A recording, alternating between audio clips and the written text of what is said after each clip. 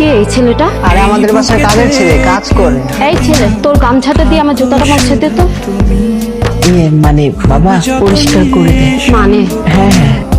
বাবা কাল সকালে 10 লাখ টাকা লাগবে, সুমনকে একটু বলো না টিপসই দিয়ে দিতে।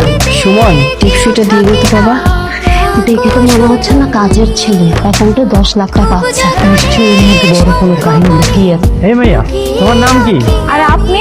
আমার নাম শিলা। শিলা কি যাওনি? ওই দিন যে একজন মুরব্বীর সাথে দেখলাম, উনি কি তোমার নানা হয়? হ্যাঁ, আমার নানা। ও, উনি কেমন আছেন? ভালো নেই বেশি একটা। আবার কিছু হয়ে গেল, আবার কি হয়েছে বাবা? না না, আপনার কিচ্ছু হবে না, আল্লাহ ভরসা। আরে আল্লাহরে বলে তো কষ্ট করে আছি।